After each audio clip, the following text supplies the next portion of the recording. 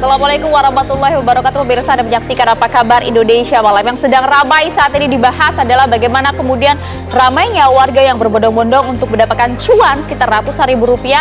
Namun kemudian retina mata mereka kemudian direkam dan juga dipertanyakan pula apa tujuan dan juga bahaya dari tindakan yang kemudian dianggap mengancam ini. Kita akan membahasnya langsung bersama dengan sejumlah narasumber kami di Apa Kabar Indonesia Malam. Kita tahan dulu nanti, Vena. Ya, bersama saya Vena Kita dan juga Maria Segaf. Selain dialog utama tadi, kami juga sudah menghadirkan beragam informasi yang akan menemani Anda pemirsa, termasuk juga dengan sinyal asap berwarna putih yang telah keluar dari cerobong asap di Kapel Sistina Vatikan, yang artinya Maria dan juga pemirsa, umat Katolik telah memiliki paus baru. Kami hadirkan informasi selengkapnya untuk Anda di Apa Kabar Indonesia Malam selengkapnya.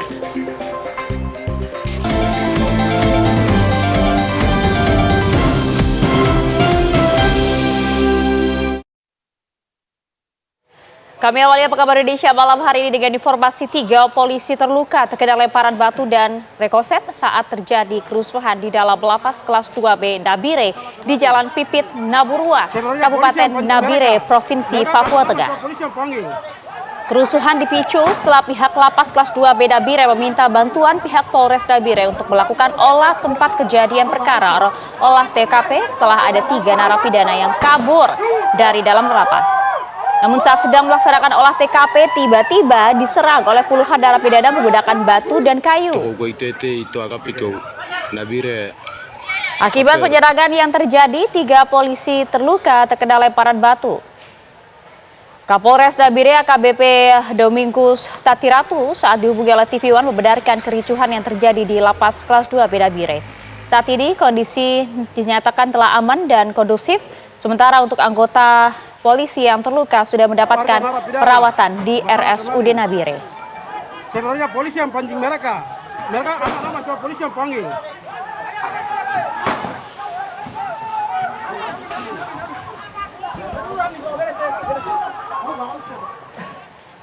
Dari Papua kita ke Jawa Timur, pemirsa, ratusan warga dan penambang pasir menghadang mobil minibus milik anggota Resmob Polres Lumajang, Jawa Timur untuk membebaskan 3 penambang pasir ilegal.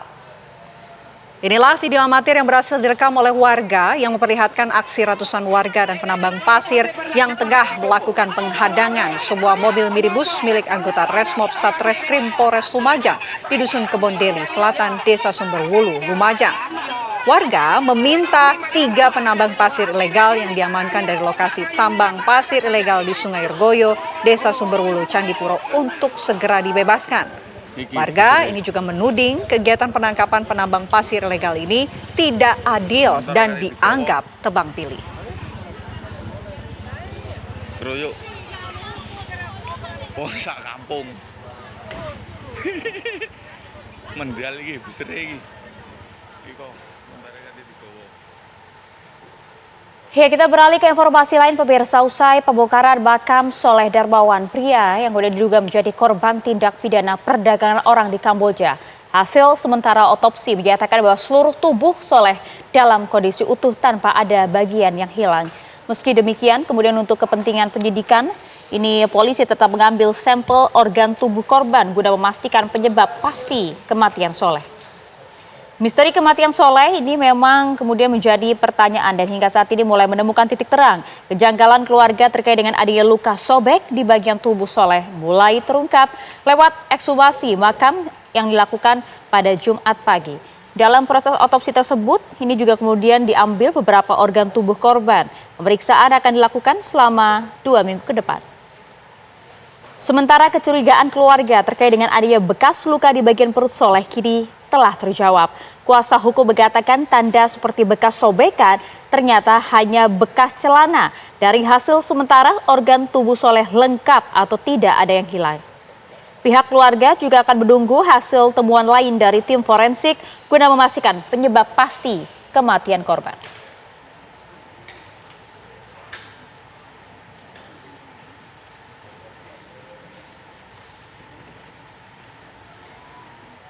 Jaksa penuntut umum menghadirkan 2 orang saksi penyidik KPK dalam lanjutan sidang terdakwa Sekjen PDI Perjuangan, Hasto Kristianto. Kubu Hasto menolak kehadiran dan keterangan saksi tersebut. Sidang perkara suap dengan terdakwa Sekjen PDI Perjuangan Hasto Kristianto menghadirkan keterangan saksi 3 orang penyidik KPK, yaitu AKBP Rosa Purbo Bekti, Rizka Anugnata, dan Arif Budi Raharjo. Namun, Hasto Kristianto keberatan dengan kehadiran saksi-saksi tersebut yang dianggap tidak melihat atau mendengar langsung tindak pidana yang dituduhkan kepada Hasto. Hasto menjadi terdakwa kasus suap kepada mantan Komisioner KPU Wahyu Setiawan dalam proses pergantian antar waktu anggota DPR Harun Masiku.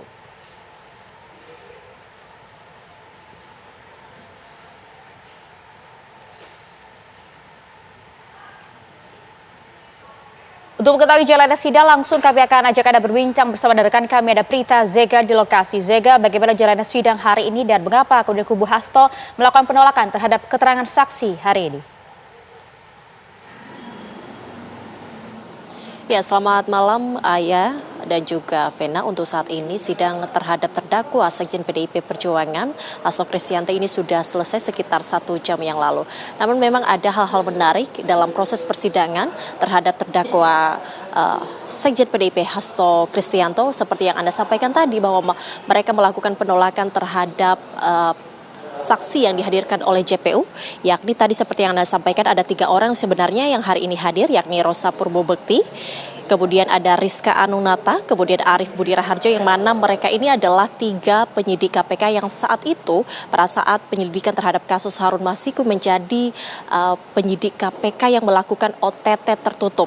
Dan tadi memang untuk hari ini saja saksi yang hanya didengarkan adalah hanya dari AKBP Rosa Purbo Bekti, dan untuk kedua orangnya yakni Rizka Anugnata dan juga Arif Budi Raharjo disampaikan bahwa ditunda, nantinya akan digelar kembali pada Jumat 16 Mei 2025.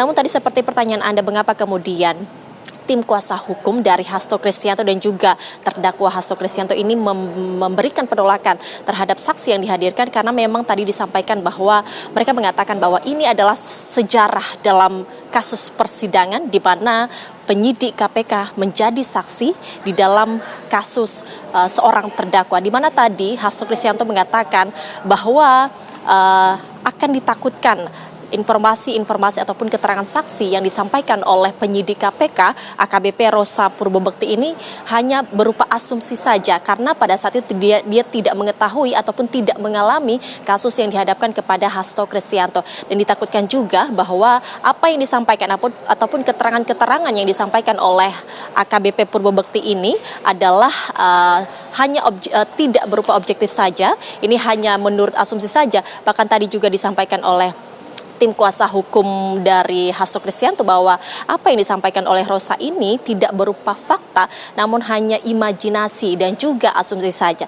Namun tadi disampaikan oleh majelis hakim mengapa kemudian AKBP Rosa Purbo Bekti ini menjadi saksi, karena mereka adalah satu-satunya orang yang mengetahui bagaimana saat itu proses OTT tertutup yang dilaksanakan kepada Harun Masiku, kemudian Saiful Bahri dan juga para tersangka lainnya dalam kasus Harun Masiku. Disampaikan bahwa harus dibuka secara lebar begitu, secara lugas dan juga detail bagaimana saat itu proses OTT yang dilakukan oleh mereka. Dan tadi ada pun yang disampaikan oleh AKBP Rosa Purbo Bekti yang menyampaikan bahwa saat itu mereka melakukan perencanaan dan pembagian tugas sebelum OTT, di mana memang masing-masing dari 3 orang ini adalah menargetkan ada Wahyu Setiawan, kemudian Saiful Bahri, Donitri dan juga Agustiani Tio, yang mana tadi Rosa Purbo Bekti sendiri ini menangkap Donitri. Dan juga disampaikan tadi bahwa mereka juga menyampaikan bahwa ada senilai 400 juta yang menjadi uang yang ditalangi oleh Hasto Kristianto untuk diberikannya kepada Wahyu Kristianto selaku saat itu adalah menjadi komisioner KPU. Maria Ayah dan juga Vena. Baik, terima kasih Prita Zega atas laporan Anda langsung dari Pengadilan Tipikor Jakarta. Ya pemirsa, pemerintah kemudian menegaskan akan berkoordinasi dengan DPR RI untuk membahas rancangan undang-undang atau RUU perampasan aset. Nantinya komunikasi ini akan turut melibatkan Pusat Pelaporan Analisis Transaksi Keuangan atau PPATK. Pemerintah pusat melalui Menteri Sekretariat Negara Prasetyo Hadi ini menyampaikan komitmen Presiden Prabowo untuk mengesahkan RUU perampasan aset. Hal ini disampaikan Pras saat ditemui di kawasan Istana Merdeka, Jakarta pada Jumat siang. Prasetyo mengatakan Presiden Prabowo Subianto ini akan segera berkomunikasi dengan DPR RI untuk membahas RUU perampasan aset dengan DPR RI. Meski berkomitmen, Prasetyo menampik pemerintah pusat akan menerbitkan Perpu soal perampasan aset. Menurutnya Presiden akan berusaha untuk berkomunikasi terlebih dahulu dengan DPR RI. Sebelumnya, komitmen Prabowo dalam memberantas korupsi disampaikannya dalam peringatan Hari Buruh Nasional pada 1 Mei lalu.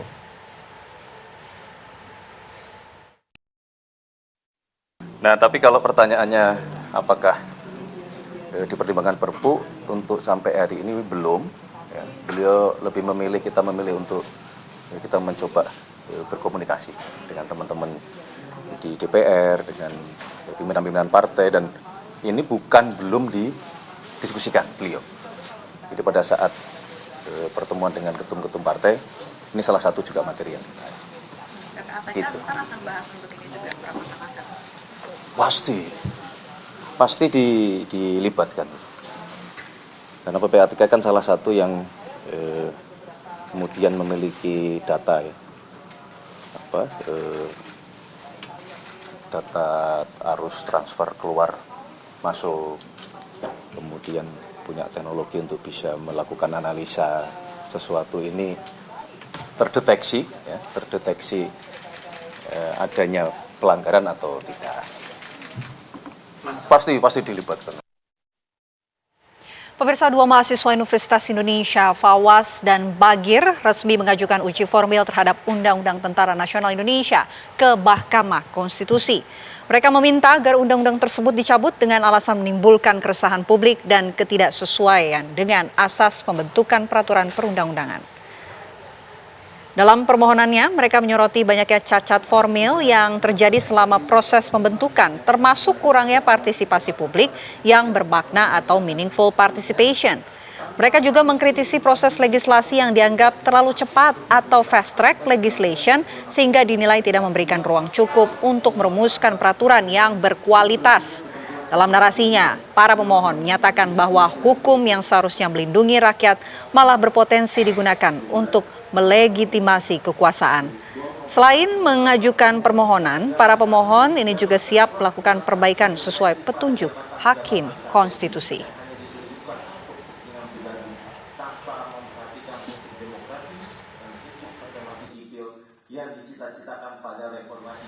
Anda kembali di Apa Kabar Indonesia Malam, pemirsa. Tim kuasa hukum Presiden ke-7 RI Joko Widodo memenuhi panggilan Barreskrim Polri untuk menyerahkan ijazah sarjana dan ijazah SMA asli Jokowi.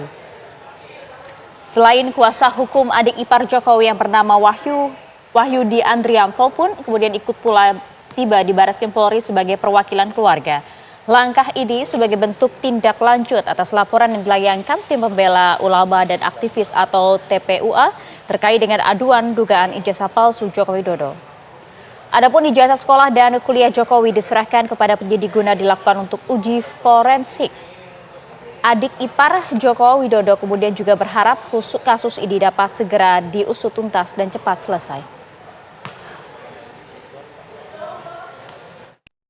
Kami dipercaya Pak Jokowi untuk diutus membawa dokumen ijazah, ya, membawa dokumen ijazah untuk menyerahkan di Barreskrim ini. Jadi sementara hanya diperintahkan seperti itu aja karena kita sebagai adik ipar dipercaya untuk membawa dokumen ini. Gitu. Dan sekarang sudah diserahkan ke Barreskrim dan nanti untuk selanjutnya untuk bisa menerangkan adalah dari penasihat hukum maupun di Barreskrim. Hanya itu aja. Ya cepat selesai gini dan cepat gamblang gitu. Pemirsa, berpuluh tahun aksi premanisme tumbuh subur di tanah air. Tindakan mereka tak hanya meresahkan masyarakat, tapi juga menghambat roda ekonomi serta merusak iklim investasi. Ya, kerap berkedok ormas, aksi premanisme seolah berada di atas angin. Mereka semakin menggila. Lantas, apa langkah tegas pemerintah saat ini untuk memeranginya? Selengkapnya dalam Ulas Utas dengan tajuk Bersih-bersih Preman Pembuat Onar.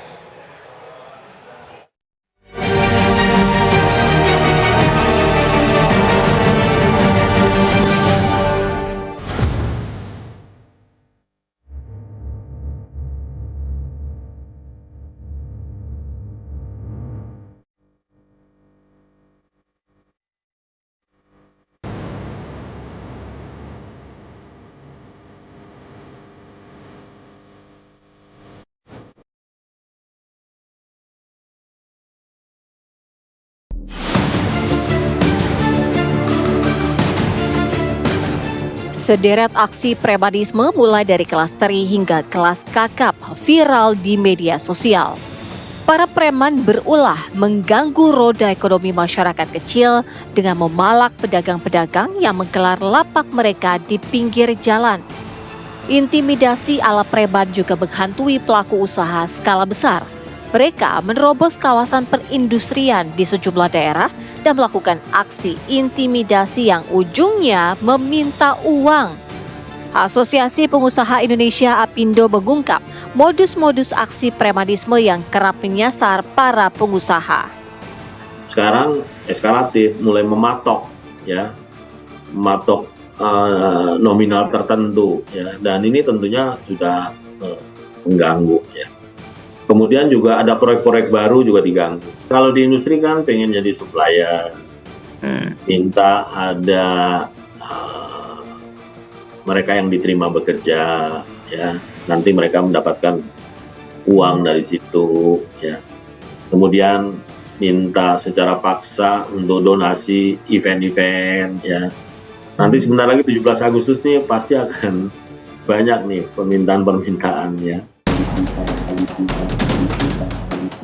Tindakan premanisme itu bukan hanya mengganggu operasional dunia industri nasional, tapi juga berdampak pada citra negatif iklim investasi Indonesia di mata internasional. Jika ada gangguan terhadap pelaku usaha di sektor investasi, itu sama saja dengan mengganggu target pemerintah untuk mengejar pertumbuhan ekonomi 8% tersebut. Nah, oleh karena itu, kita harus segera melakukan tindakan terhadap aksi-aksi premanisme yang sering berkedok ormas tersebut, agar Indonesia bisa mengirimkan sinyal yang kuat kepada dunia usaha, kepada pelaku investasi, bahwa Indonesia itu tidak akan mentolerir dalam tanda petik aksi-aksi koboi, ya, premanisme yang sering berkedok ormas tersebut. Mengapa aksi premanisme yang telah berdampak besar pada dunia usaha hingga iklim investasi kita seolah sulit diberangus? Menurut kriminolog Adrianus Meliala, aksi premanisme tumbuh subur karena mereka memperkuat diri bernaung di balik nama ormas. Dengan berbaju ormas, mereka menjadi lebih berani meski bertindak melawan hukum. Nampaknya teman-teman yang suka dengan kegiatan premanisme ini kemudian lalu melihat ormas sebagai satu cara untuk memperkuat diri. Kemudian ketika mereka memakai baju ormas, maka lalu mereka semakin kuat. Tadinya mereka sebagai pribadi-pribadi lalu mereka rawan untuk dilakukan enforcement oleh kepolisian misalnya. Tapi begitu mereka memakai baju ormas, mereka lalu menjadi bukan lagi nobody tapi juga menjadi somebody.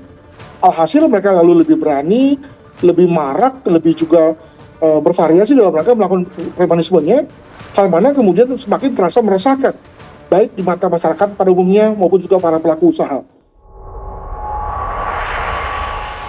Fenomena premanisme telah ada sejak dahulu kala.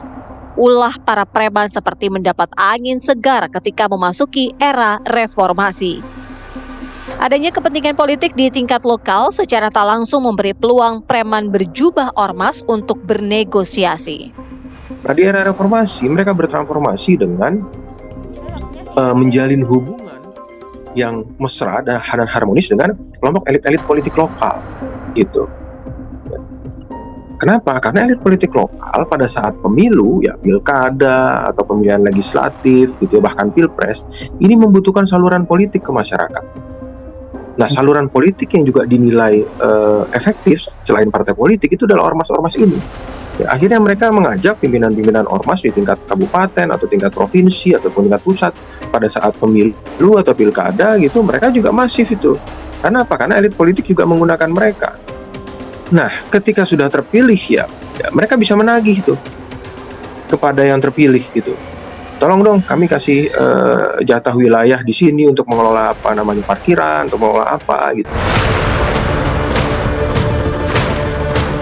Mengapa selama bertahun-tahun aksi premanisme berkedok ormas seperti berada di atas angin? Apakah tak ada tindakan yang bisa membuat mereka berhenti berulah? Kelihatannya polisi seperti berhitung sekali atau berkalkulasi sekali tentang akibat yang bakal mungkin muncul kalau mereka melakukan suatu tindakan yang bersifat keras kepada ormas-ormas atau oknum-oknum ormas yang melakukan premanisme di wilayah mereka. Kita perlu membenahi secara umum ya atau secara makro konteks premanisme dan ormas ini. Jadi apakah dengan cara pertama-tama masuk kepada konteks premanismenya yang pada dasarnya adalah perbuatan pidana, atau juga bisa masuk dengan cara melakukan revisi undang-undang ormas ya, sehingga kemudian anggota-anggotanya atau oknumnya tidak ada yang terlibat dalam kegiatan premanisme ini. Lantas, langkah tegas apa yang diambil pemerintah saat ini atas aksi-aksi premanisme yang sudah sangat meresahkan dan mengancam ekonomi bangsa? Negara harus hadir, harus bisa melindungi rakyatnya. Hukum harus tegakkan. Arahnya dua itu jelas. Jadi tidak boleh ragu-ragu, terus harus ditindak kalau memang ada perbuatan-perbuatan yang melanggar hukum sebagaimana yang viral. Nah, kami dari Polkam sudah merapatkan rapat koordinasi, petunjuk arah jelas. Kapolri juga sudah bicara dan sudah ada langkah. Ada satgas dari Polkam, ada satgasnya, nanti Kemendagri salah satu bagian dari satgas itu. Tugas utamanya Pak sebetulnya apa Pak kalau untuk satgas premanisme ini? Target yang mau dikejar apa Pak? Iya, diantaranya kan mengenai penegakan aturan-aturan yang sudah ada ya. Sebetulnya dalam aturan-aturan itu mengenai keormasan, kan ada yang badan hukum, ada yang terdaftar, ada yang tidak terdaftar. Mulai 1 Mei 2025, personil gabungan Polri, TNI, dan pemerintah daerah menggelar operasi pemberantasan tindak premanisme secara serentak di sejumlah wilayah di tanah air. Ya, pemerintah tak boleh lagi tinggal diam karena stabilitas keamanan adalah fondasi utama membangun ekonomi bangsa yang berkelanjutan.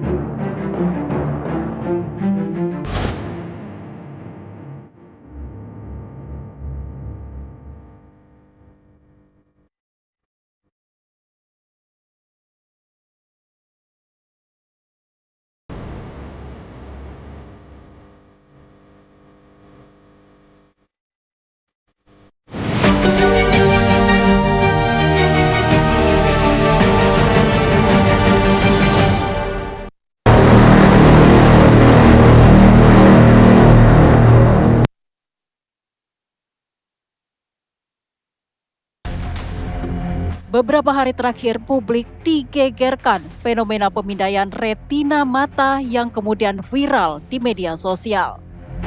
Kehebohan bertambah saat warga yang dipindai retinanya mendapatkan bayaran mulai dari Rp200.000 hingga Rp800.000, baik tunai maupun dalam bentuk uang kripto. Tak pelak, kehebohan ini mengundang perhatian pemerintah, dalam hal ini Kementerian Komunikasi dan Digital. Akhirnya, World ID pun dibekukan sementara waktu operasionalnya karena dugaan pelanggaran regulasi penyelenggaraan sistem elektronik. Sebagian masyarakat pun seakan tersadar jika ada potensi data yang bisa jadi dilanggar, tidak aman, dan kebocoran data. Ke sana. Dan dari yang di sana juga lagi ada yang ngantri, tapi saya belum buat atau belum download di Play Store-nya itu. Dikasih tahu suruh download di Play Store-nya, namanya Word app.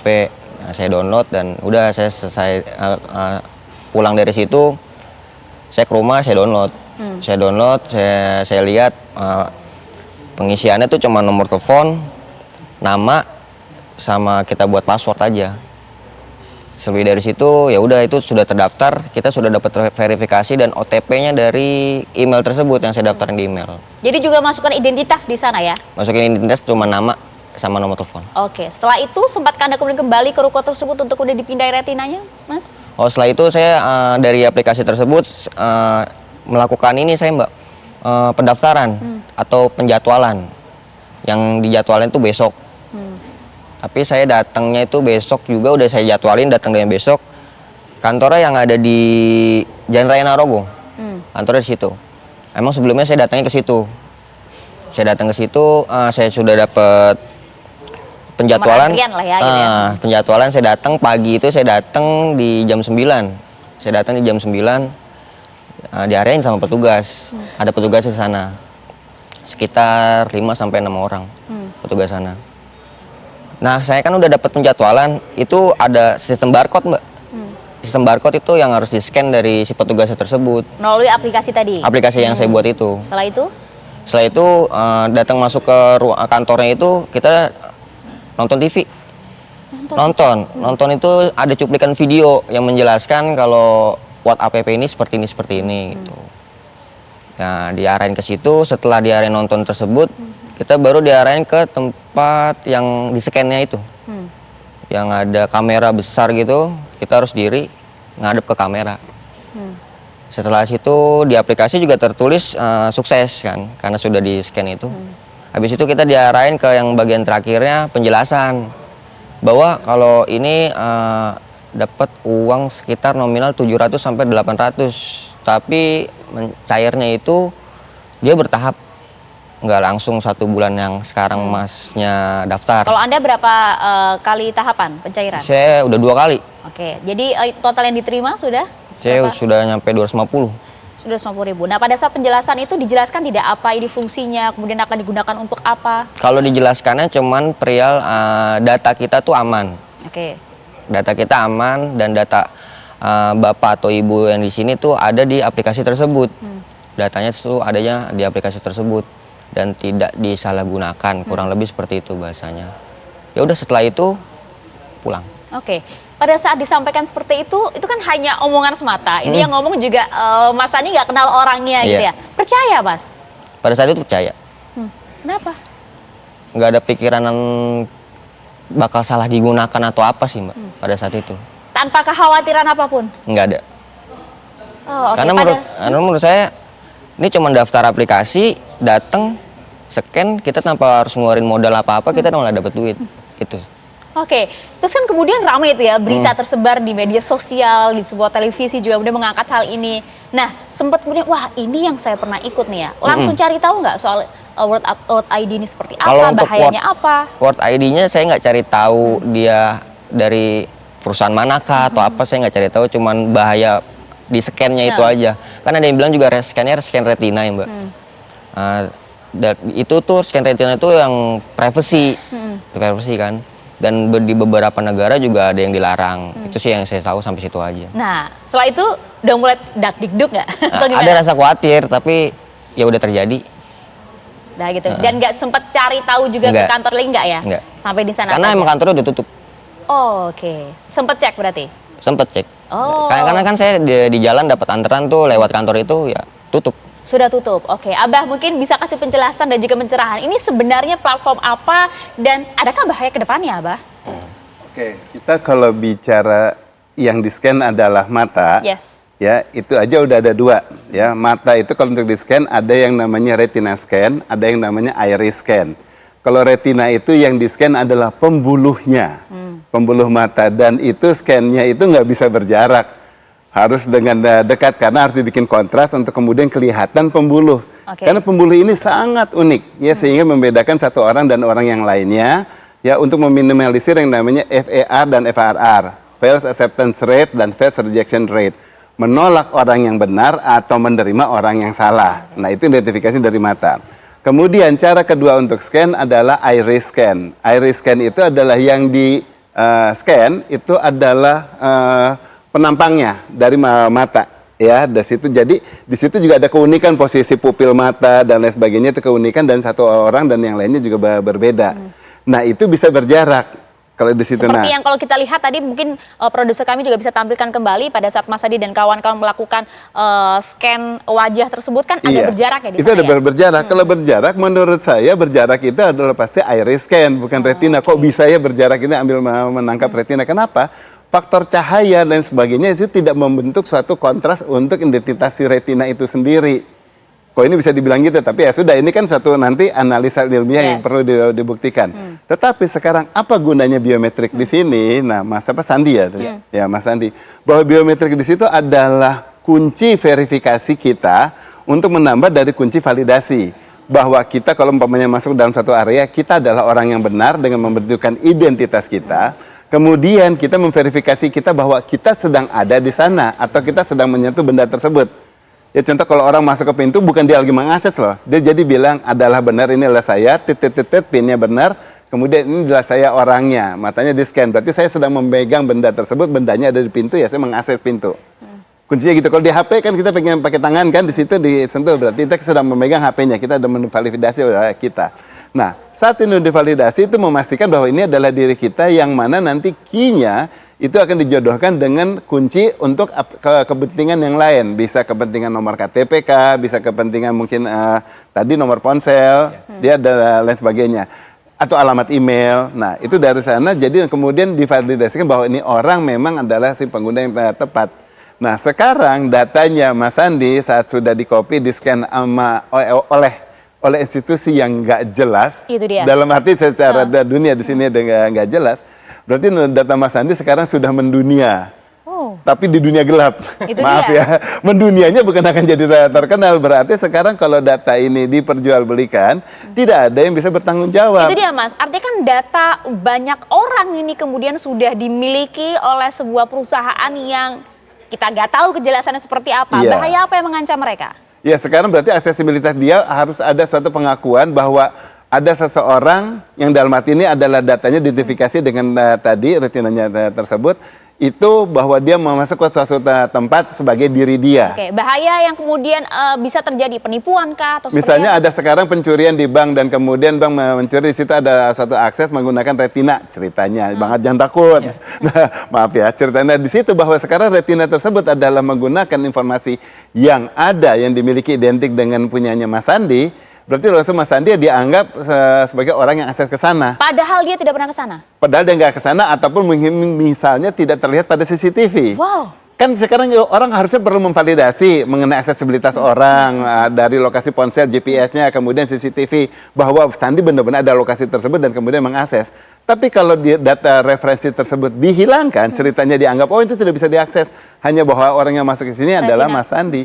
Ya mau nggak mau harus mengakui karena data itu dimiliki. Ngeri sekali, ini bahaya loh ini. Mau tahu yang lebih ngeri nggak? Maaf juga nakutin juga ya Mas Sandi. Kita buka saja ya fakta terburuk ya gitu Mas Sandi ya. Retina iris nggak bisa diubah. Beda dengan password dan lain sebagainya. Hari ini kita bisa kodenya ABC. Besok saya bikin CBA, selesai. Besok saya bikin DEF, lalu saya bikin lagi DEF1, selesai, berbeda. Tapi kalau biometrikal, ya sidik jari, palm, face recognition semuanya, itu adalah identik melekat pada diri kita. Jadi di retina sini nggak mungkin Mas Andi kecuali ganti mata, kan nggak mungkin. Oke, artinya kalau kemudian atau sekali orang sudah melakukan scan retina atau iris ini sudah diri kita sudah dimiliki oleh orang lain, begitu? Gini, diri kita sudah identifikasi secara digital, gitu. Kan saya bilang kalau dimiliki orang lain karena pemilik data itu kan. Nah, pemilik data ini kan nanti dia bisa mengcopy, dia menjual kemana-mana. Nah, dijual kan selalu bukan berarti dijual di sini hilang, di sana ada. Dijual itu adalah salinannya di copy. Ini tetap punya masternya, dia bisa pasarkan lagi kemana-mana data ini gitu. Nah, tinggal sekarang penggunaan ini untuk keperluan apa ya namanya? Kalau orang untuk keperluan yang positif, bisa saja berarti tidak diapa-apakan. Tetapi kalau sudah untuk disalahgunakan, yang ini juga tidak bisa bertanggung jawab. Karena data ini dipakai siapa-siapapun. Itu dia, bahkan bisa digunakan oleh banyak pihak dengan kita nggak tahu itu digunakan dalam konteks positif atau negatif. Sekarang ini adalah platform atau perusahaan apa? Anda memiliki data nggak soal ini? Nah, dia kan kalau WorldCoin di situ adalah cryptocurrency. Ya kan penciptanya adalah Sam Altman yang punya OpenAI. Anakannya dari OpenAI adalah salah satu yang orang kenal adalah ChatGPT. Ya, dan kemudian dia join dengan Alex Blanian. Alex Blanian di sini adalah yang pemilik Tools of Humanity. Ya kan, nah di sini tentu pasti ada satu pertemuan, ada suatu figur aja pertemuan di sini di mana kemudian untuk mencari suatu identitas, untuk mencari suatu gimmick ya untuk menggedekan di sini. Kalau sekarang si WorldCoin-nya menjual hanya produk biasa-biasa saja, barang di sini, umpamanya dia bilang, dia menjual minuman air. Yang nggak suka air nggak akan beli. Atau dia menjual pistol, yang nggak suka pistol atau takut sama pistol nggak akan beli. Tetapi kalau dia bilang ini nggak menjual apa-apa, tinggal mengidentifikasi, selesai. Siapapun akan minat. Mengidentifikasi mata dapatnya 800, which is dicicil gitu ya, baru sekarang baru 200. Malah menjadi pertanyaan ya, mengapa kemudian orang perusahaan ini rela membayar orang sebegitu mahal Jadi pertanyaan, apakah kemudian ini akan disalahgunakan? Itu kan yang menjadi pertanyaan, Abah. Very valued di sini. Nah, tetapi sekarang kita ngelihatnya adalah nilai ini kan belum menjadi gede yang 800, belum terbukti. Baru imingnya 800, yang terbukti baru 200. Sekarang udah ditutup, kalau kita mau menuntut lagi, menuntut bayar sisanya lah. Saya udah ditutup, perusahaan saya udah nggak bisa jalan, ya sudah 200 itu yang selesai. Dia pun tidak bisa menyatakan bahwa dia berhutang. Nah, itu dia. Ini Berhutang kami juga dengan tayangkan di layar kaca Anda, pemirsa, bahaya memberikan data biometrik termasuk iris maupun retina mata. Itu data bisa kemudian digunakan untuk menyamar sebagai seseorang tanpa orang itu kemudian harus hadir secara fisik, mengakses informasi rahasia seseorang, dapat kemudian juga menyebabkan kerusakan fisik, dan bahkan juga data bisa diperjualbelikan. Nah, kalau menyebabkan kerusakan fisik ini apa maksudnya, Abah? Kerusakan fisik adalah bahwa diri kita ya di sini umpamanya sangat rusak, kita mau mengalami kayak suatu kecelakaan ya, kemudian sudah tidak bisa dikenali lagi, yang tersisa tinggal mata. Nah, kita bisa mengidentifikasi orang tersebut adalah dari matanya. Oke? Ya, karena sudah ada identifikasi matanya jelas. Nah, jadi sekarang kalau ada badan rusak, tinggal kita ambil di situ, di scan, dibilang ini matanya. Padahal mata tersebut adalah sebetulnya hanya satu datanya seperti mata dia. Dianggap seakan-akan, wah si X ini sudah meninggal, sudah nggak ada karena ada matanya di situ. Padahal belum tentu tidak. Oke, menarik. Gitu loh. Mungkin sampai di sana dulu. Tapi kita kan kemudian kaget juga kemarin pada saat melihat tidak hanya 1-2 orang, bahkan berbondong-bondong banyak sekali kemudian orang yang datang untuk bahkan bisa apa kita sebut ya, memberikan identitas diri, iris, retina matanya demi mendapatkan uang. Ini fenomena apa ini Anda melihat, Mas? Iya, pertama saya kira ya bisa kita lihat dari how the business is conducted gitu ya. Bagaimana bisa memunculkan kepercayaan dari orang-orang banyak ini. Misalnya mereka punya kantor ya, kemudian juga dari jumlah uang yang ditawarkan, ditambah dengan ya tentu ada kebutuhan juga begitu, dengan uang senilai segitu, itu bisa menjadi daya tarik yang sangat efektif untuk membuat orang mau memberikan hal yang sangat berharga dari dirinya, yaitu data. Nah, kemudian juga bisa dilihat di sini saya kira, kalau kita kaitkan dengan secara bisnis, sebetulnya saya tidak terlalu yakin apakah mereka yang ikut serta di sini mengerti sebetulnya logika bisnis ini seperti apa. Ya, kalau tadi kita tanya Mas Handi sih enggak gitu ya. Tidak gitu kan. Gimana sih kok bisa orang ngasih duit ke kita gitu? Terus ini mau dijual kayak gimana? Nah, memang ini model bisnisnya jauh lebih sophisticated gitu ya. Jadi tidak lepas dari bisnis global, ya kekuatan global nanti masuk ke politik dan segala macam. Tapi orang semudah itu memang, Mas, kemudian untuk hanya dengan iming-iming uang berapa ratus ribu rupiah, kemudian tanpa memikirkan ini uang berasal dari mana, apa bahayanya, memang seperti itu yang terjadi? Ya, kalau kita lihat dari struktur kebutuhan manusia ya, artinya kalau dia butuh uang dengan hal yang mungkin dia tidak juga terlalu mengerti. Ini kan terkait dengan digital literacy dan segala macam, dampaknya seperti apa, saya kira orang sangat logik mau memberikan data seperti itu. Ya, saya kira itu alasan yang paling logis kenapa ini bisa terjadi. Oke, iya. Dan kemudian saat ini perusahaan tersebut atau kantor tersebut juga sudah ditutup, namun menjadi pertanyaan besar. Bahkan Komdiji pun juga sudah bersuara. Kita coba dalami hal ini kembali bersama dengan kami di Apa Kabar Indonesia Malam sesaat lagi untuk Anda.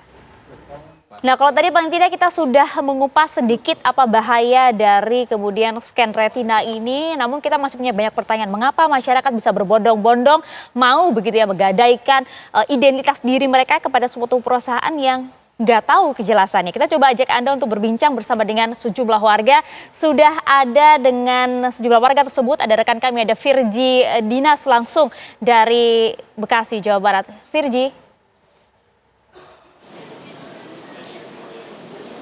Ya, selamat malam Maria dan juga pemirsa. Benar sekali isu belakangan viral mengenai World App Application dengan biometrik retina atau rekam mata yang viral baru-baru ini.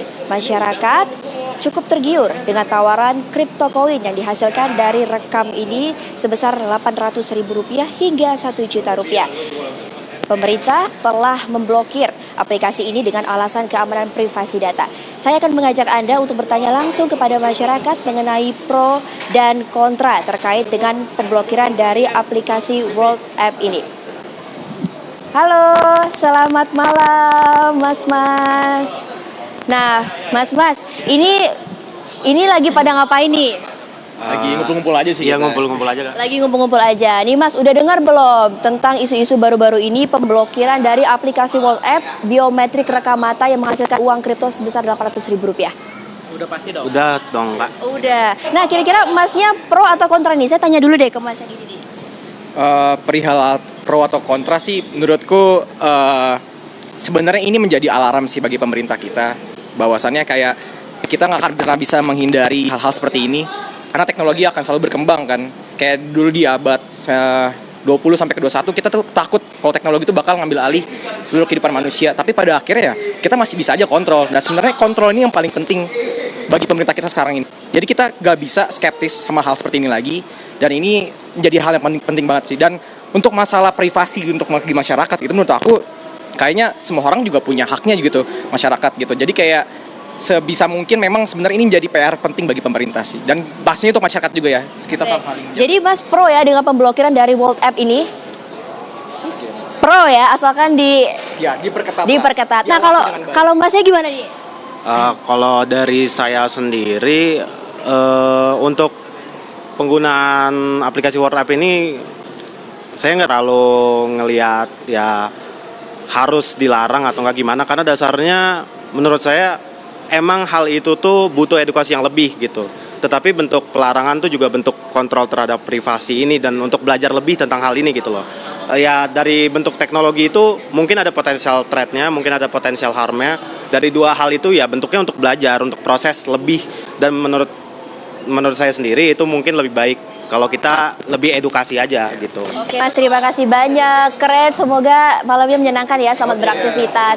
Nah pemirsa, itulah dia pro dan kontra yang ada di masyarakat terkait inovasi World AI diciptakan oleh CEO Sam Altman selaku pencipta CEO ChatGPT. Jika masyarakat Indonesia percaya dengan adanya ChatGPT, bagaimana masa Indonesia nantinya menerima inovasi teknologi canggih dari proyek mega dunia World AI ini? Sekian, kembali ke Anda, Maria. Baik, terima kasih Virgi melaporkan langsung dari Jakarta. Terima kasih. Tadi kalau kita dengar gitu ya, yang kemudian beberapa orang yang diwawancari oleh Virgi rekan kami, mereka lebih kepada literasi yang harus kemudian dikuatkan agar masyarakat juga paham apa bahaya dari setiap inovasi maupun juga kreativitas yang dilakukan oleh masyarakat gitu. Tapi begini Mas Septa, kalau kita lihat nampaknya masyarakat kan nggak banyak yang tahu ya untuk kemudian mau mencari tahu hal-hal semacam ini gitu. Jadi apa yang kemudian harus dilakukan sih oleh pemerintah saat ini? Ya, penguatan literasi digital tetap masih sangat relevan untuk ini ya. Kemudian juga saya kira memang kita perlu melakukan pengayaan konten. Jadi kalau kita lihat itu kan, kalau kita surfing di internet itu kan antara konten yang berbahasa kita ini dengan bahasa Inggris itu jauh beda kualitasnya. Itu artinya pengayaan konten itu belum terjadi maksimal. Sehingga orang untuk medium, untuk belajar segala macam itu masih sangat kurang. Saya kira artinya pemahaman itu tetap menjadi sesuatu yang pokok, dan kritisisme itu yang selama ini mungkin dalam sistem pendidikan kita itu tuh juga bukan hal yang utama begitu.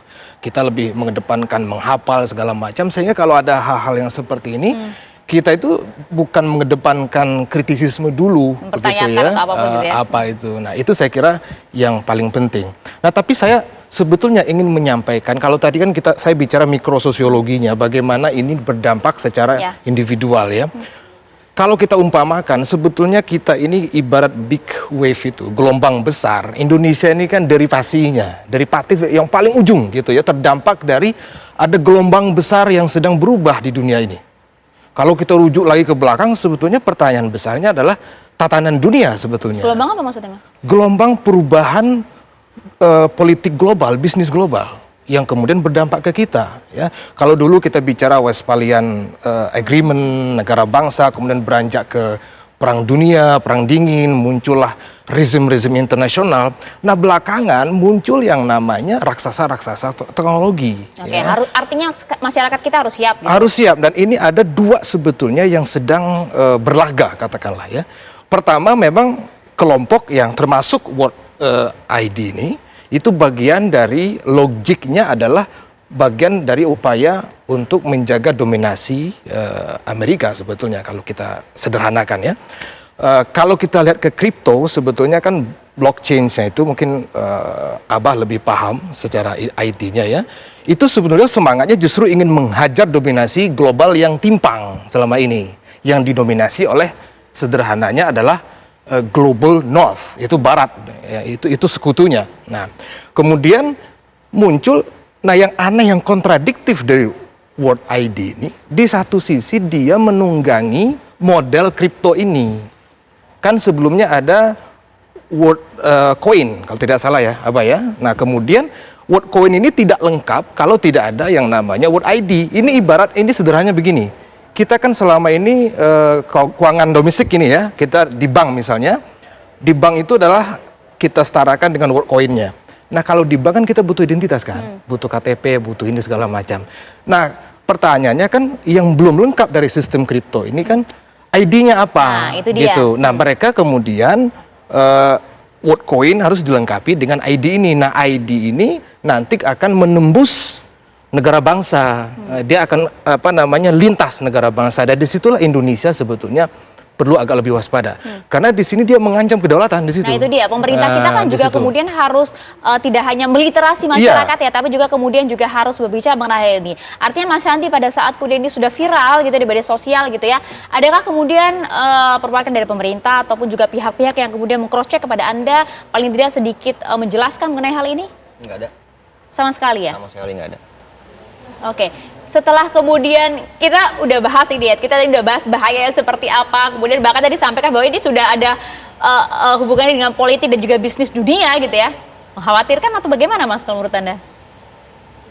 Ada sisi mengkhawatirkan buat saya, tapi yang sudah terjadi Mbak gitu ya. Ya kita jalanin aja gitu. Karena kan sudah terjadi gitu, sudah di-scan dan sudah mencairan juga segala macam, dan akhirnya sekarang viral. Viralnya itu karena bahaya privasinya, takut diperjualbelikan, takut disalahgunakan, dan dipakainya dengan hal yang negatif. Oke, nyesel kah? Kalau dibilang nyesel sih enggak ya Mbak. Enggak Mas? Enggak nyesel. Kenapa? Karena dapat duit? Iya, bisa dibilang karena dapat duit. Ya, tapi memang masyarakat kita seperti ini ya Mas Septa ya? Ya kalau dilihat dari, ya kalau kita bicara bahaya langsung sebetulnya kan belum Singkat ada saja. ya, yang terdampak langsung kan nggak ada sebetulnya kan, artinya tidak direct sebetulnya ininya.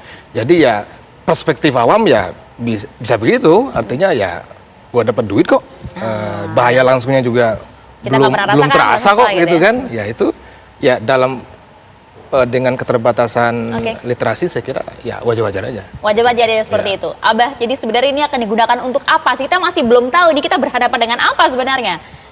Dari sejak pertama ini tampil dan kemudian saya melihat alatnya, melihat aktivitasnya semua, kita ngelihat sekarang dulu suatu iming-imingnya. Kan iming-imingnya dipermudah ya. Yes. Berarti ini diharapkan banyak orang yang mau menggunakan.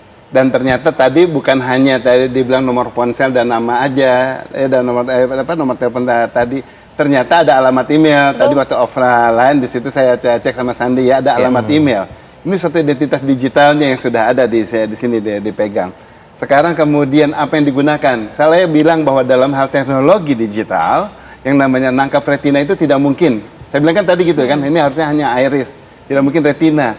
Dan sudah berapa hari analisa saja ini, tapi maaf jadi gemeter kalau ini yang saya ngeri adalah ternyata yang sedang dibisniskan merinding adalah loh, bener loh. Bener merinding ya, karena orbsnya dia sedang menganalisa orbsnya ini untuk dijual kepada institusi, kepada lembaga manapun, bahwa alat ini sekarang cukup dengan berjarak dari mata tanpa perlu menempel retina sudah bisa menangkap retina. Kalau ternyata memang benar ya. Wow. Bayangkan sekarang semua aksesibilitas, bahkan ke tempat-tempat yang restriktif, itu memerlukan akses retina yang saya bilang tadi. False acceptance rate-nya dan false rejection rate-nya paling baik di antara pemindaian biometrik lainnya.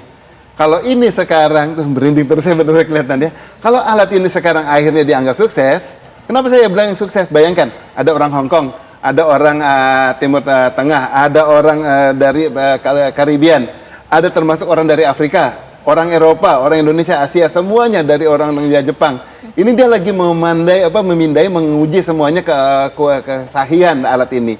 Kalau memang sudah bagus, sekarang kemudian alat ini nanti bisa diperjualbelikan sama mereka. Yuk kalau lagi mau ngincar orang siapa apa segala, nggak perlu lagi dari dekat-dekat, cukup taruh di lift aja, lift gadungan, tempel, nanti si orang ini kalau lagi dia membaca, langsung retinanya udah dapat, berikutnya nanti mengakses digital di tempat-tempat yang intelijen atau tempat-tempat yang confidential, ya maka Anda bisa menggunakan data ini untuk masuk. Ya kan sangat mungkin. Karena apa? Sekarang saya bilang bahwa ini teknologi memang sangat canggih kalau memang mampu tadi dibilang ya men-scan mata bukan berdasarkan iris tetapi retina dengan jarak yang sedemikian. Gitu ya. Sekitar saya lihat kan gitu ya. Berarti ini jengkal saya itu 20 cm. Nah, ini udah bisa kayak gitu. Ya kan apalagi kalau ternyata 30.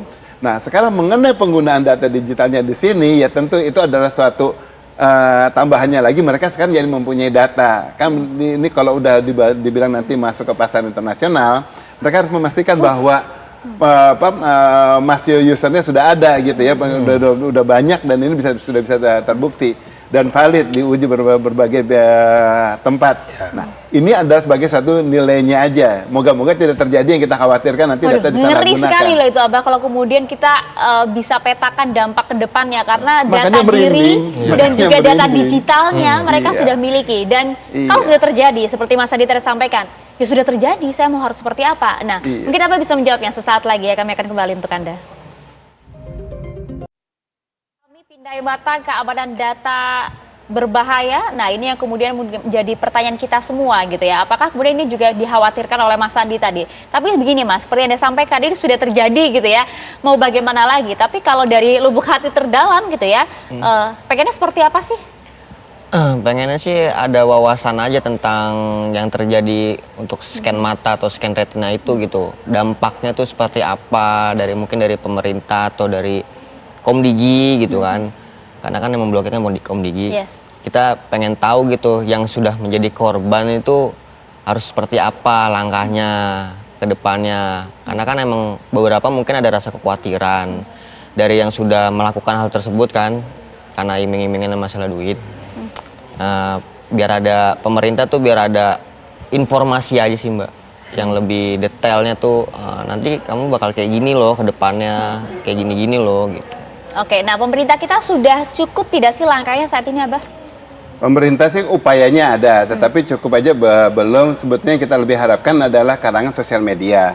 Ya, sekarang kita bicara di TikTok itu kedua terbesar di dunia. Kemudian kita juga ada di YouTube dan lain sebagainya.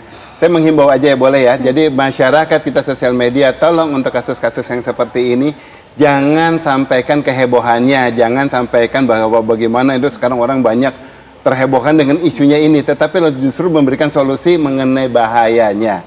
Sudah saya utarakan tadi bahayanya seperti apa. Mari kita orang yang lebih mengerti, kalangan intelektual, bantu orang-orang seperti Mas Andi di sini untuk bisa lebih mengerti. Di luar sana masih banyak yang nggak ngerti. Tadi aja bilangnya kan barcode. Saya yakin bukan barcode, sebetulnya itu namanya QR code. Karena sekarang udah nggak ada barcode yang di sini yang kotak, betul kan bentuknya kotak. Nah itu yang namanya QR code.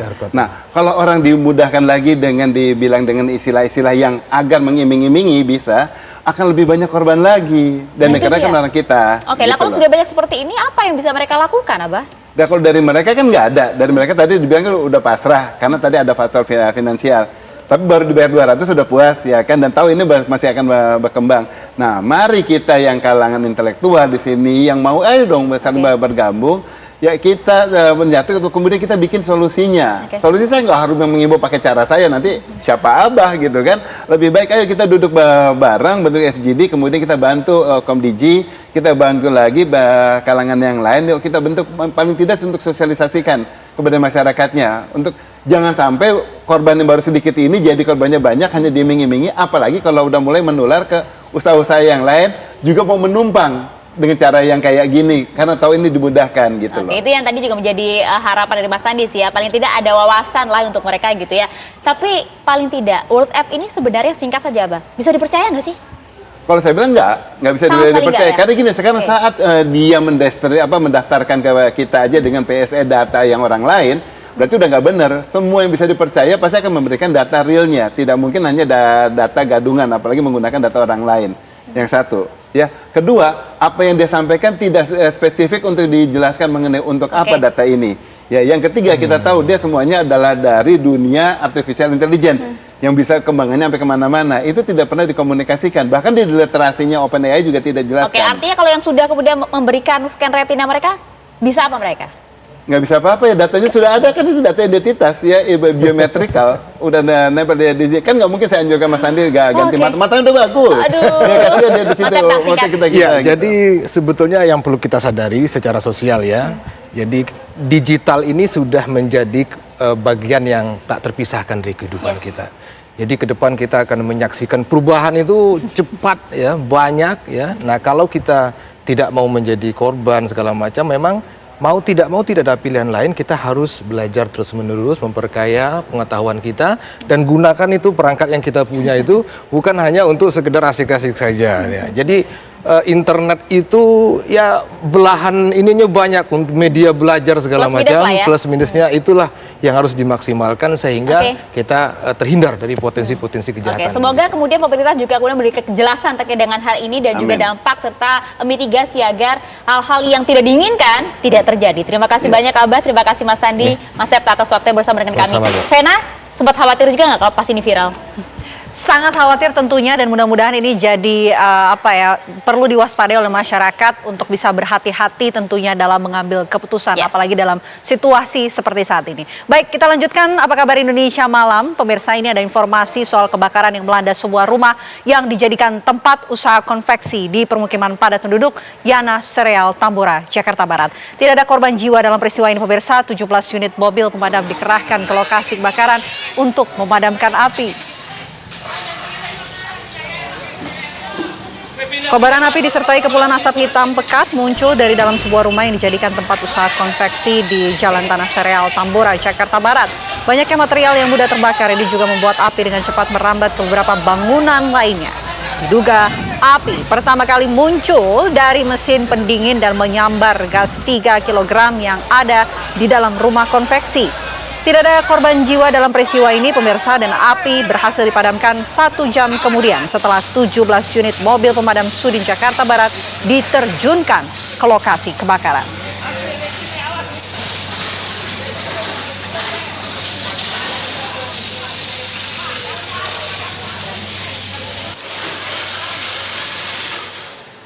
Empat rumah permanen di Kota Tembilahan, Kabupaten Indragiri Hilir, Provinsi Riau, Kamis malam hangus terbakar dilalap api.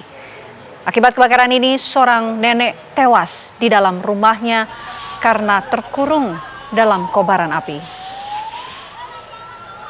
Inilah suasana kebakaran di Jalan Kayu Jati, Gang Bismillah, Kelurahan Tembilahan Luhu, Kecamatan Tembilahan Hulu. Kebakaran yang melalap 4 unit rumah ini terjadi sekitar pukul 20:30 waktu Indonesia Barat.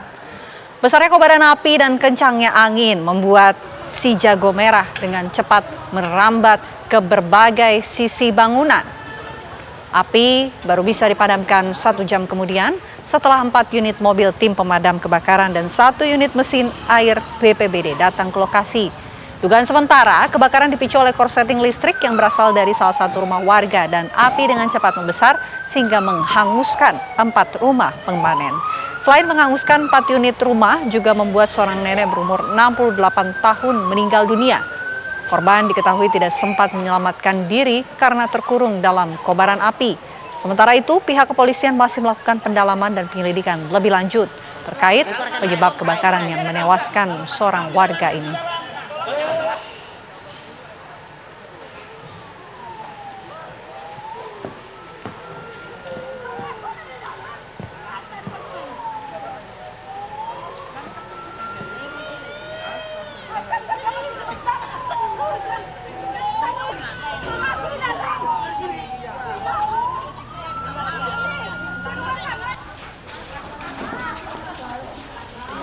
Info terbaru.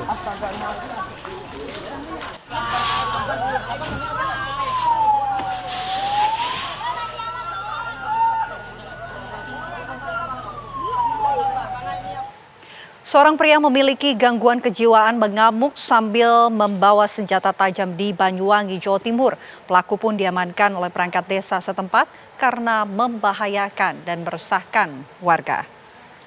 Rekaman kamera CCTV yang Anda saksikan saat ini pemirsa memperlihatkan seorang warga desa Purwodadi di Kecamatan Gambiran, Kabupaten Banyuwangi, Jawa Timur yang berlari menyelamatkan diri melalui pintu belakang setelah seorang pria masuk ke dalam rumahnya mengamuk sambil membawa senjata tajam.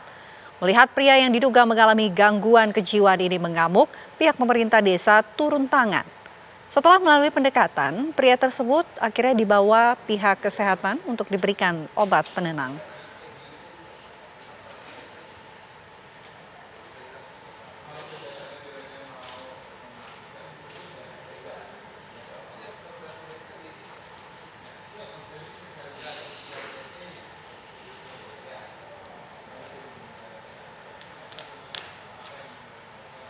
Belasan santriwati Pondok Pesantren Al-Hikmah Desa Kalian Krik, Magelang terpaksa harus dirawat di puskesmas setempat karena menjadi korban kecelakaan lantaran bus yang mereka tumpangi terguling ketika menuju sekolah.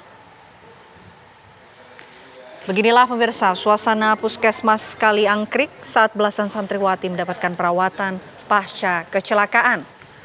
Kecelakaan berawal saat dua bus sekolah yang ditumpangi oleh belasan santriwati ini berjalan beriringan. Saat ditanjakan, bus yang berada di depan nomor polisi AA7307ZB tak kuat menanjak, sehingga mundur dan menghantam bus di belakangnya hingga terguling. Akibat kejadian itu, 19 santriwati yang berada di bus tersebut mengalami luka dan 2 diantaranya dirujuk ke RSUD Merah Putih Magelang karena dislokasi bahu. Hingga kini, kasus tergulingnya bus sekolah milik Pondok Pesantren Al-Hikmah Damarjati masih dalam penanganan Satlantas Polresta Magelang.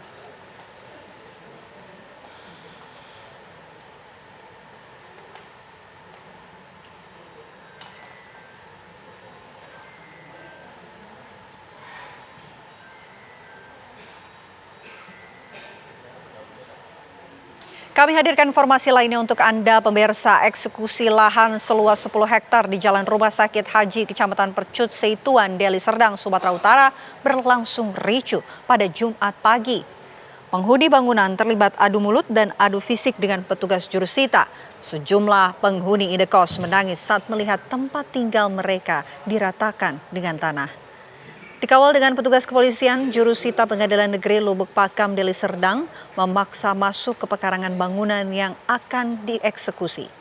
Sebelum melakukan eksekusi, jurusita membacakan surat permohonan eksekusi yang diajukan oleh PT United Orta Berjaya terhadap 19 orang warga yang bermukim di sana.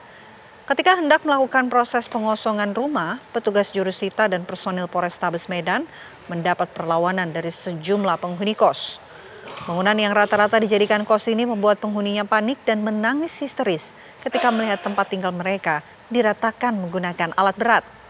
Sementara itu, jurusita Pengadilan Negeri Lubuk Pakam, Bistok Sianipar menyebut proses eksekusi ini dilakukan berdasarkan putusan pengadilan. Meski sempat ricuh dan mendapat penolakan, proses eksekusi tetap berjalan dan petugas mengangkat sejumlah barang berharga milik penghuni ke tempat yang telah disediakan.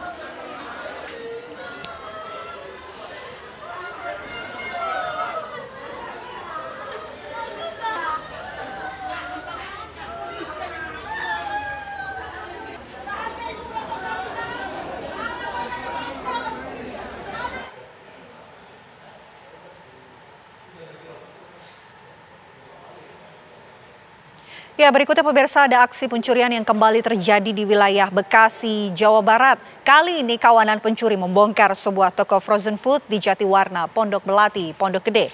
Aksi kawanan ini sempat rekam kamera pengawas dan pihak korban mengaku mengalami kerugian hingga belasan juta rupiah.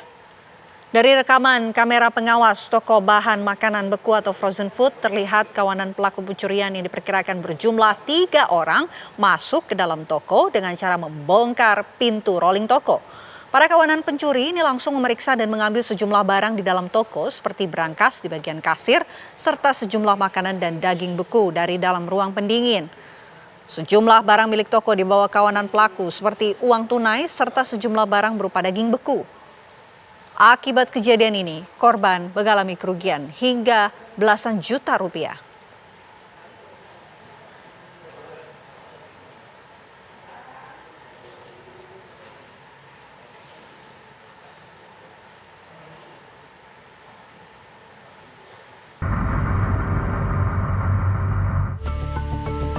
pertemuan Presiden Prabowo dan Purnawirawan TNI dan Polri dalam acara Halal Bihalal pada hari Selasa sore kemarin setidaknya menurunkan tensi politik nasional.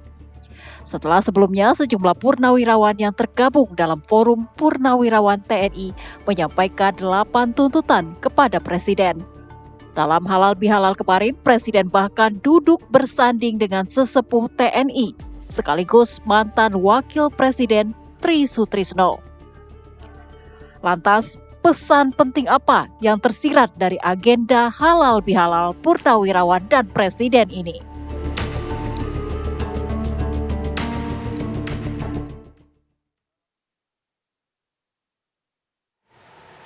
Ya pemirsa, acara Halal Bihalal pada Selasa sore kemarin ini setidaknya menurunkan tensi politik nasional. Kami akan ajak Anda pemirsa untuk terhubung bersama dengan penasehat khusus Presiden Bidang Pertahanan Nasional. Sudah bersambung bersama kami ada Jenderal Purnawirawan Dudung Abdurrahman. Selamat malam, Assalamualaikum warahmatullahi wabarakatuh, Jenderal. Waalaikumsalam warahmatullahi wabarakatuh. Terima kasih atas waktunya di Apa Kabar Indonesia Malam. Selamat malam, Pak Dudung. Pak Dudung, kami ingin tahu ada pesan khusus nggak sih dari pertemuan Presiden Prabowo bersama dengan Purnawirawan TNI kemarin, Pak Dudung? Ya, sebetulnya beliau pada saat acara di PPAD, beliau menyampaikan beberapa hal. Kalau secara implisit pesan khusus beliau tidak ada, cuma beliau di situ menggambarkan tentang bagaimana perjuangan bangsa yang sudah terjadi, dan kemudian di situ juga beliau merasa bersyukur karena beliau sejak Letnan II itu jadi tentara dididik oleh angkatan-angkatan 45 yang mempunyai ciri khas idealisme, patriotisme, jiwa juang yang tinggi, dan bela negara yang luar biasa. Di satu sisi lagi keberanian dari angkatan 45 yang tentunya juga mewarisi para pejuang-pejuang bangsa kita. Dan saat ini di era banyak hal-hal yang tentunya ada tantangan-tantangan dari luar maupun dari dalam, mengajak kepada seluruh purnawirawan agar kita bersama-sama untuk membangun bangsa ini, meneruskan perjuangan para leluhur-leluhur kita, sehingga kita tidak mengecewakan para pejuang-pejuang kita dengan cucuran darah dan air mata, bahkan korban jiwa. Oleh karenanya beliau sendiri juga menyampaikan bahwa TNI yang saat ini dituduh misalnya membentuk suatu kediktatoran TNI, padahal TNI sendiri sudah mereformasi, bahwa TNI sendiri sudah melepaskan diri dari dunia politik. Kalau dulu kan zaman ada difungsi, dan sekarang sudah kita mereformasi, kita tidak lagi masuk di dalam kancah politik. Dan oleh karenanya juga di akhir itu beliau menyampaikan bahwa purnawirawan ini boleh kita berbakti kepada bangsa dan negara tentunya, maka kedaulatan rakyat, tentunya meminta mandat dari rakyat melalui pembentukan berbagai macam partai politik. Oleh karenanya kalau kita ingin berkiprah para purnawirawan, maka membentuklah silakan partai politik. Dan beliau juga menyampaikan semua juga para pemimpin-pemimpin berjasa karena landasan yang sudah dibangun pemimpin-pemimpin sebelumnya untuk membangun bangsa ini tidak sendirian. Dan sebagai purnawirawan, setelah kita tidak berdinas lagi, ya banyak peluang-peluang untuk membantu pemerintah dari berbagai macam kegiatan-kegiatan yang bisa dilakukan. Kemudian justru kita harus berpikir lagi kepada situasi globalisasi saat ini, perang antara di Timur Tengah, Israel dengan Palestina, termasuk Rusia dengan Ukraina, dan bahkan yang terjadi ini adalah India dengan Pakistan. Di satu sisi lagi tekanan-tekanan politik di dalam negeri. Oleh karenanya mari kita membangun bersama, penyampaian beliau demikian. Kemudian satu sisi lagi beliau ingin mengajak juga bagaimana meningkatkan kesejahteraan masyarakat dengan tentunya tekanan-tekanan ya cukup berat lah beliau menurut saya, bahwa hutang yang banyak, kemudian situasi politik, tekanan internasional. Oleh karenanya ini yang menjadikan beliau ingin bahu-membahu kita bersama, jangan sampai situasi politik ini seperti yang pernah terjadi pada saat dahulu kala. Jadi dividen dan EPRA itu bahwa kita selalu diadu domba. Sejarah membuktikan ada DITI, Permesta, kemudian G13 PKI, semua pasti ada aktor, ada pemainnya, sehingga jangan sampai situasi ini dimanfaatkan oleh pihak-pihak tertentu di saat beliau ingin membangun bangsa ini, kemudian kita yang kemudian akhirnya internal di negara kita ribut berkepanjangan. Demikian. Baik, tidak ingin dimanfaatkan oleh pihak-pihak tertentu, tapi menarik yang tadi Anda singgung begitu soal dinamika politik sebelum pertemuan ini yang begitu dinamis. Kami ingin tahu ketika pertemuan bagaimana sebetulnya kebatinan dari Presiden Republik Indonesia Prabowo Subianto ketika hadir dalam pertemuan kemarin. Bagaimana Pak? Bagaimana suasana kebatinan dari Presiden, Pak Dudung, ketika hadir dalam pertemuan kemarin? Oh baik Mbak, luar biasa. Jadi beliau datang disambut dengan penuh gembira, dan beliau salami semua peserta yang hadir, baik TNI maupun kepolisian, termasuk pejabat-pejabat yang masih aktif. Ya kita merasa bangga lah Mbak ya, karena beliau dari TNI, khususnya TNI Angkatan Darat menjadi presiden, dan kebetulan beliau juga berdampingan dulunya dengan Pak Tri Sutrisno, Pak Hamengkubuwono, Gubernur Daerah Istimewa Yogyakarta, kemudian dengan Ketua Panitia, dengan Ketua PPAD, dan pertemuan itu sangat hangat sekali, dan sambutan beliau itu luar biasa menurut saya. Yang tadi saya sampaikan poin-poinnya, kita pun merasa bangga, dan saya rasa beliau pun menjawab tentang situasi yang kemarin, bahwa ada sebagian purnawirawan TNI yang menyampaikan aspirasinya yang 8 poin itu, dan beliau pun sudah membaca, mendengar, menganalisa. Tentunya ada hal-hal yang pasti juga akan diserap oleh beliau, dan ada hal-hal yang tidak mungkin beliau lakukan karena sesuai dengan konstitusional. Ya saya secara pribadi merasa bangga lah punya presiden seperti beliau.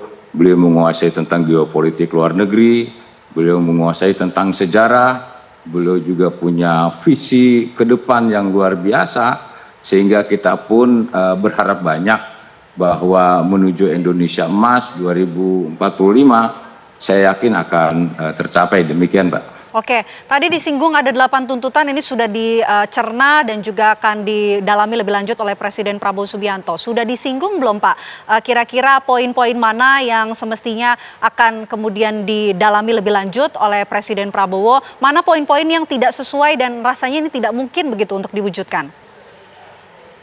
Tentunya juga beliau pasti saat ini ya, kalau ke saya belum menyampaikan secara langsung, tetapi beliau juga sudah meminta masukan-masukan dari para staf maupun para menteri. Yang jelas yang tersirat kepada saya saat itu bahwa penyampaian purnawirawan itu secara umum kan tidak serta-merta mewakili dari organisasi purnawirawan seperti PPABRI, PPAD, PPAL maupun PPAU. Dan kemudian ada beberapa tokoh juga yang saat itu mungkin berseberangan pada saat Pilpres, atau ada yang bergesekan secara pribadi dengan pemerintah sebelumnya, dan banyak hal lain lah.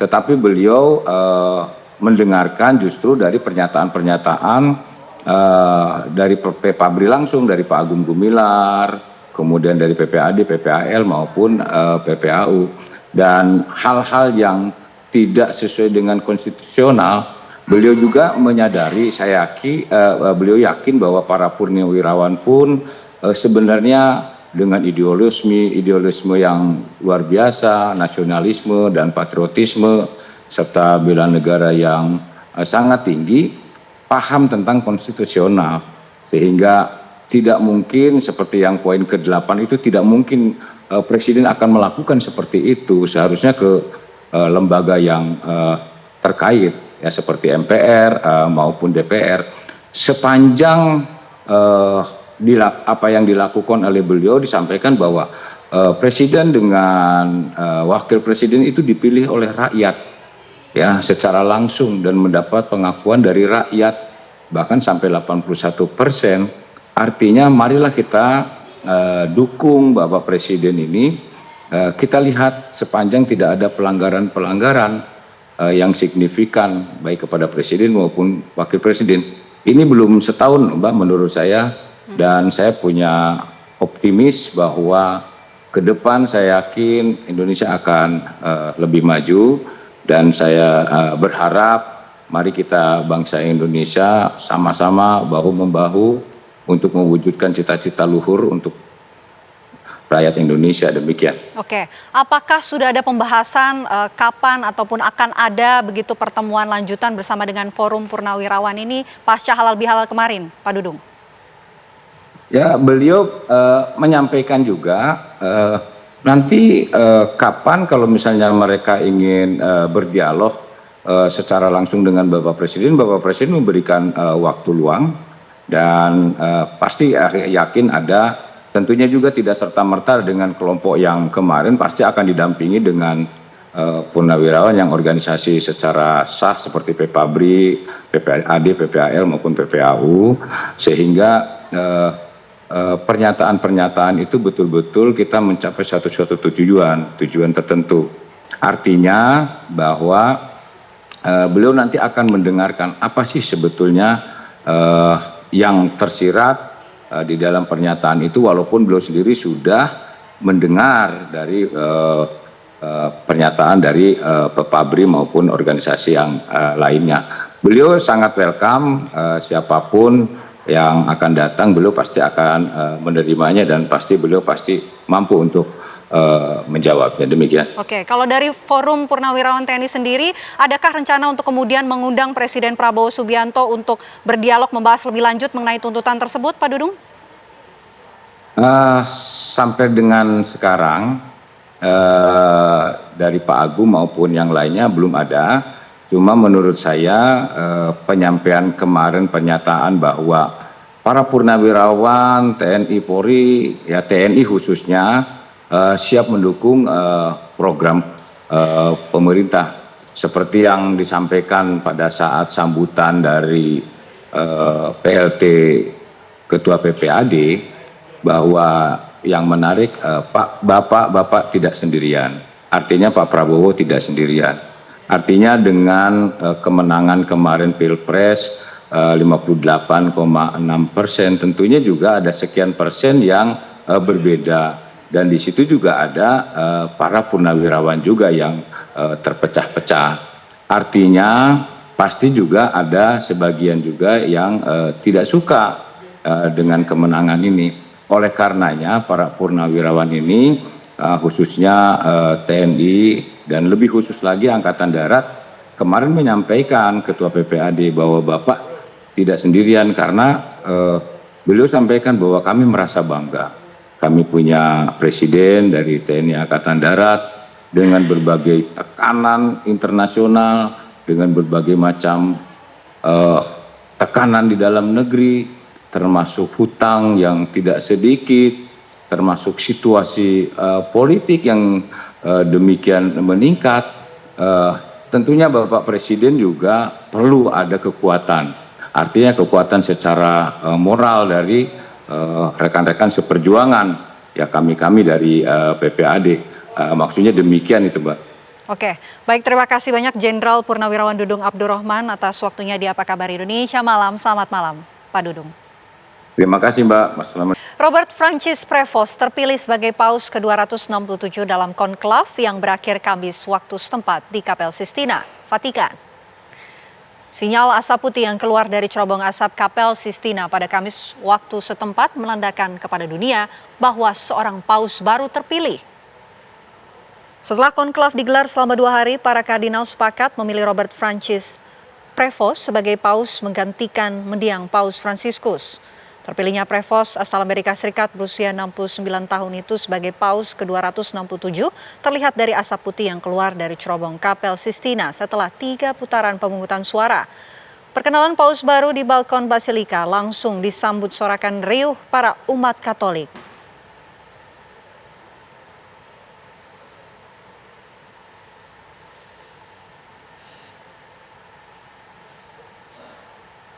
Paus Leo XIV yang baru dilantik mengadakan misa bersama para kardinal di Kapel Sistina pada Jumat sehari setelah terpilih sebagai pemimpin gereja Katolik dan menjadi Paus pertama yang berasal dari Amerika Serikat. Perayaan ini merupakan momen penting bagi Robert Francis Prevost. Pada Jumat pukul 11 waktu setempat, Paus Leo XIV kembali menuju Kapel Sistina untuk merayakan misa pribadi bersama para kardinal yang disiarkan langsung oleh Vatikan. Misa tersebut menjadi momen istimewa karena pada kesempatan itu Paus Leo XIV menyampaikan homili pertama yang sangat dinantikan oleh umat Katolik seluruh dunia. Usai pimpin misa perdana, Paus Leo dijadwalkan makan siang dengan para kardinal yang memilihnya sebelum mereka kembali ke negara masing-masing.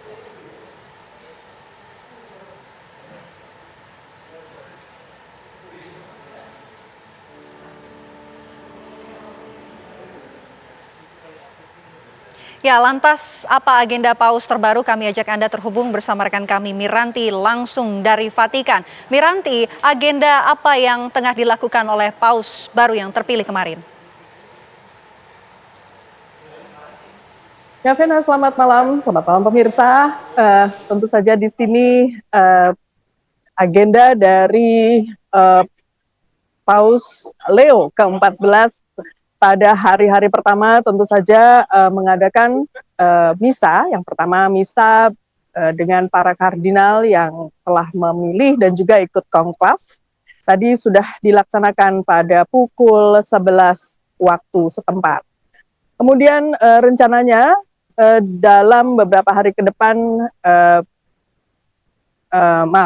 nanti diadakan juga pertemuan dengan para wartawan yang telah meliput seluruh acara sejak pangkatnya Paus Fransiskus hingga pemakaman, konklav, dan juga terpilihnya Paus yang kemarin baru terpilih, yaitu Paus Leo XIV.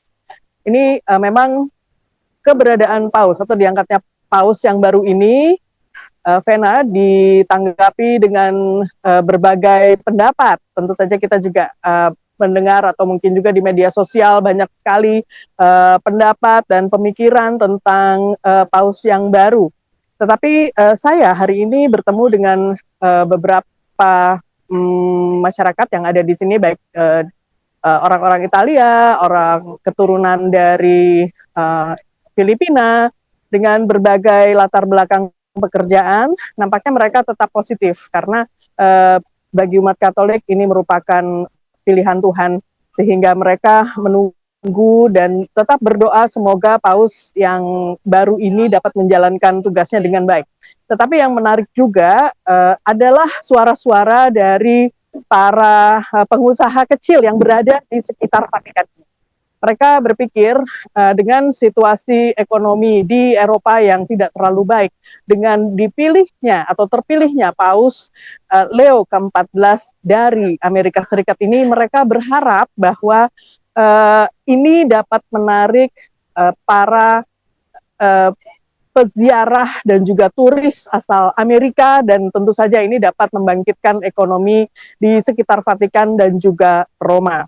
Kalau kita ketahui dan kita mengikuti, memang sejak mangkatnya Paus Fransiskus ada peningkatan jumlah penerbangan dari Amerika menuju Roma sekitar 300%. Dan diharapkan pada bulan-bulan ke depan, bahkan tahun-tahun ke depan, turis asal Amerika Serikat ini dapat ditarik ke Roma dan Italia. Yang kedua, Vena, mungkin bisa saya sampaikan dari beberapa informasi yang kami himpun mengatakan bahwa sebetulnya Paus Leo XIV ini ketika ia masih menjabat sebagai pemimpin dari Ordo Santo Agustinus, yaitu sebagai Superior General, ia sebetulnya telah mengunjungi Indonesia, tepatnya di Papua. Dan memang sebagai Superior General, salah satu tugasnya adalah mengunjungi para biarawan-biarawan dan gereja-gereja di bawah ordonya. Dan ini nampaknya beliau juga telah mengadakan beberapa perjalanan ke kota-kota di Papua. Sehingga sebetulnya ia sudah mengenal mengenai Indonesia. Baik, terima kasih Miranti atas laporan Anda langsung dari Vatikan. Pemirsa, dari mancanegara kami ajak Anda kembali ke dalam negeri. Ini 3 polisi terluka terkena lemparan batu dan rekoset saat terjadi kerusuhan di dalam lapas kelas 2B Nabire di Jalan Pipit Naburua, Kabupaten Nabire, Provinsi Papua Tengah. Kerusuhan dipicu setelah pihak lapas kelas 2B Nabire meminta bantuan pihak Polres Nabire untuk melakukan olah tempat kejadian perkara setelah ada 3 narapidana kabur dari dalam lapas. Saat sedang melaksanakan olah TKP, tiba-tiba diserang oleh puluhan narapidana yang menggunakan batu dan kayu.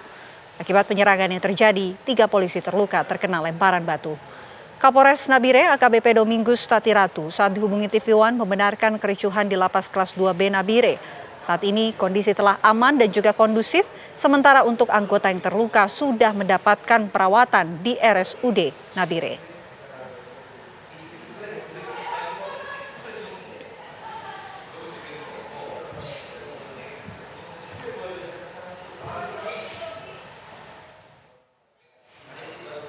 Ratusan warga dan penambang pasir menghadang mobil minibus milik anggota Resmob Polres Lumajang, Jawa Timur untuk membebaskan 3 penambang pasir ilegal.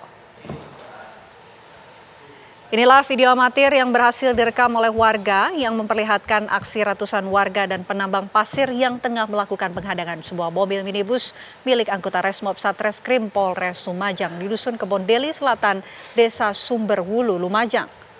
Warga meminta 3 penambang pasir ilegal yang diamankan dari lokasi tambang pasir ilegal di Sungai Regoyo, Desa Sumberwulu, Candipuro untuk segera dibebaskan. Warga menuding kegiatan penangkapan penambang pasir ilegal ini tidak adil dan dianggap tebang pilih.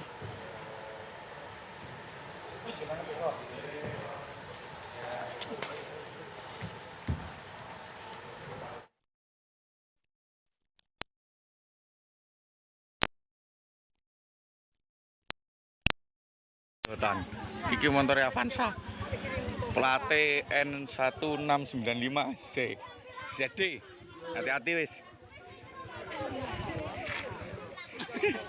Iki busere papat wonge brewok-brewok iki. Kroyok wong sak kampung iki wis. Beres. Pinggir hutan itu.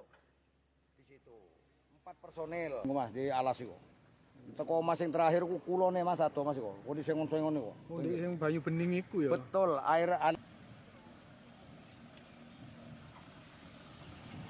Kabar dari Lumajang, Jawa Timur tadi, pemirsa, sekaligus menutup perjumpaan kita di Apa Kabar Indonesia Malam hari ini. Saya Vena Kintan. Dan saya Maria Segaf, kita berdua pamit pemirsa. Sesaat lagi Anda dapat menyaksikan program One on One bersama dengan Dwi Anggia. Terima kasih atas perhatian Anda dan sampai jumpa.